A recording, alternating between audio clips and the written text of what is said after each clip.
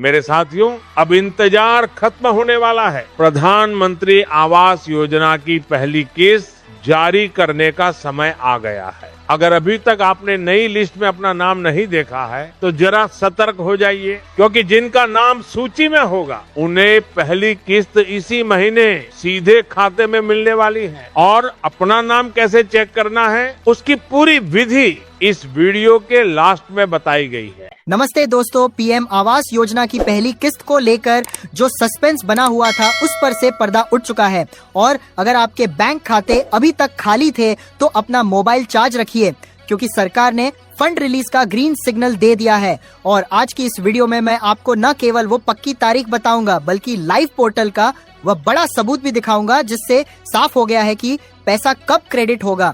इसलिए वीडियो को बिना स्किप किए अंत तक देखें। और सबसे जरूरी बात यह है कि अगर आप खुद लिस्ट नहीं देख पा रहे हैं और चाहते हैं कि हमारी टीम आपका नाम नई वाली बेनिफिशियरी लिस्ट में चेक करके आपको बताए, तो अभी के अभी बिना देरी किए कमेंट बॉक्स में अपने नाम के साथ अपने गांव और जिले का नाम जरूर लिखें, ताकि हम तुरंत लिस्ट चेक करके आपको रिप्लाई दे सकें।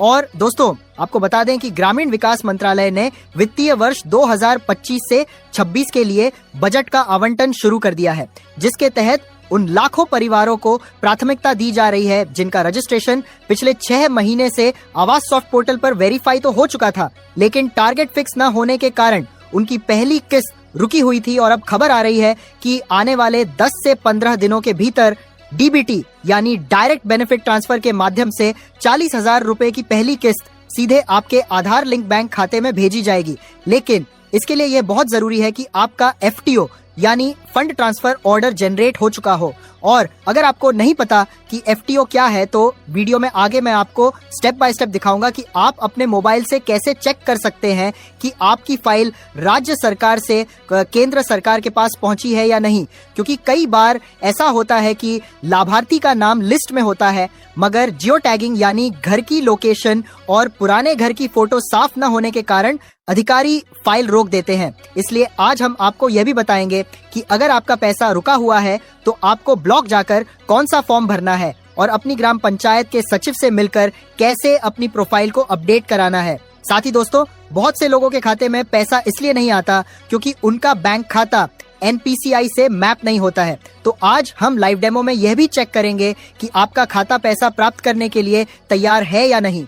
और जिन नए आवेदकों ने हाल ही में आवेदन किया है उनके लिए भी एक बड़ी खुशखबरी है कि सरकार ने सर्वे का काम लगभग पूरा कर लिया है और नई पात्र सूची जारी कर दी गई है, जिसमें कच्चे मकान वाले परिवारों और बीपीएल कार्ड धारकों को सबसे ऊपर रखा गया है।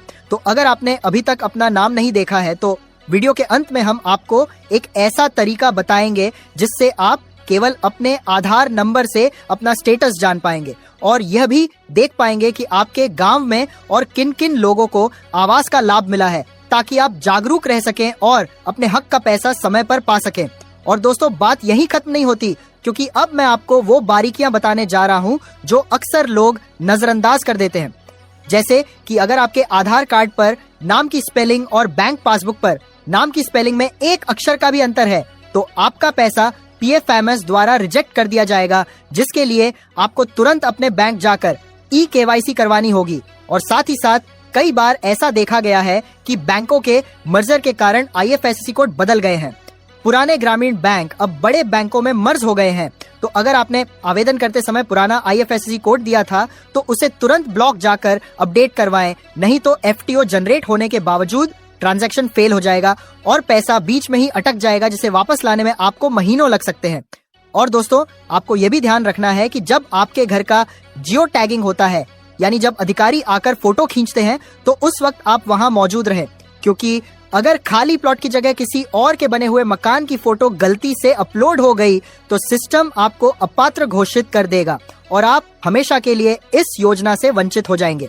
इसलिए सतर्क रहना बहुत जरूरी है। और दोस्तों, एक और बहुत महत्वपूर्ण जानकारी जो अक्सर लोग मिस कर देते हैं वो है शिकायत निवारण। यानी अगर ग्राम प्रधान या सेक्रेटरी आपकी बात नहीं सुन रहे हैं या आपसे पैसों की मांग कर रहे हैं तो आपको डरने की जरूरत नहीं है, क्योंकि सरकार ने पीजी पोर्टल और सीएम हेल्पलाइन नंबर जैसे 1076 या 181 शुरू किए हैं, जहां आप घर बैठे फोन घुमाकर अपनी शिकायत दर्ज करा सकते हैं और यकीन मानिए दोस्तों, इन शिकायतों पर 7 दिनों के अंदर कार्रवाई होती है। इसलिए अगर आपका नाम लिस्ट से जानबूझकर काटा गया है तो चुप न बैठे, अपनी आवाज उठाएं। और दोस्तों, एक नई अपडेट आवास प्लस योजना को लेकर भी आई है, जिसमें उन परिवारों को जोड़ा जा रहा है जो 2011 की जनगणना सूची में छूट गए थे। अगर आपके पास पक्का मकान नहीं है और आप मजदूरी करते हैं, लेकिन फिर भी आपका नाम लिस्ट में नहीं है, तो आप ब्लॉक के बीडीओ कार्यालय में जाकर आवास प्लस की सप्लीमेंट्री लिस्ट के बारे में पूछताछ करें, क्योंकि हो सकता है कि आपका नाम वेटिंग लिस्ट में पड़ा हो और आपको पता ही ना हो। और दोस्तों, घर बनाते समय एक तकनीकी बात का और ध्यान रखें कि सरकार के नियमों के अनुसार आपका मकान कम से कम 25 स्क्वायर मीटर के क्षेत्र में बनना चाहिए, जिसमें एक कमरा और रसोई शामिल हो, क्योंकि जब दूसरी और तीसरी किस्त के लिए इंजीनियर जांच करने आएंगे तो वो इंची टेप से नापेंगे, और अगर आपका निर्माण कम जगह में हुआ या मानकों के अनुसार नहीं हुआ तो अगली किस्तें रोक दी जाएंगी, जिससे आपका घर अधूरा रह सकता है। इसलिए नींव खोदते समय ही मापदंडों का पालन करें। और दोस्तों, कई भाई बहन कमेंट में पूछते हैं कि क्या हम पुराने घर की रिपेयरिंग के लिए ये पैसा ले सकते हैं। तो मैं आपको साफ कर दूं कि ये योजना केवल नया घर बनाने के लिए है। अगर जांच में पाया गया कि आपने पुराने पक्के घर की फोटो लगाकर पैसा लिया है तो सरकार रिकवरी का नोटिस भेज सकती है और आपको ब्याज सहित पैसा लौटाना पड़ सकता है। इसलिए पूरी ईमानदारी से योजना का लाभ उठाएं। और दोस्तों, अगर आपके बैंक खाते के स्टेटस में अकाउंट रिमांड लिखा आ रहा है तो इसका मतलब है कि आपका खाता बहुत दिनों से बंद पड़ा है या उसमें लेन देन नहीं हुआ है, तो उसे तुरंत चालू करवाएं और उसमें कम से कम 100 या 500 रुपए जमा करें, ताकि वो एक्टिव हो जाए और डीबीटी का पैसा न फंसे।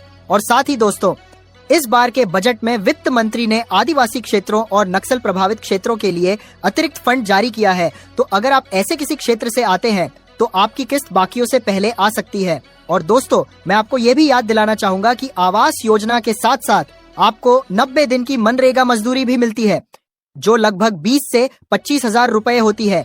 तो जब आप अपने घर का काम शुरू करें तो अपने रोजगार सेवक से कहकर अपना मस्टर रोल जरूर भरवाएं, ताकि आपको घर के साथ साथ मजदूरी का पैसा भी मिले, जो आपके निर्माण कार्य में बहुत मदद करेगा।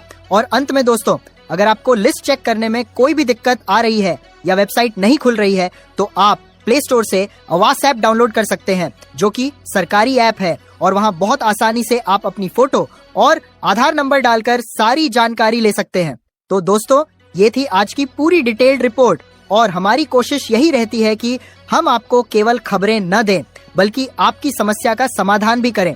तो चलिए अब सीधा चलते हैं ऑफिशियल वेबसाइट पर और देखते हैं आज का लाइव स्टेटस। और जिन भाइयों बहनों ने अभी तक कमेंट नहीं किया है वो जल्दी से अपना नाम और जिला कमेंट कर दें, और चैनल को सब्सक्राइब करके बेल आइकन जरूर दबा लें, ताकि जैसे ही किस्त जारी होने की घंटी बजे आपके फोन की भी घंटी बज जाए।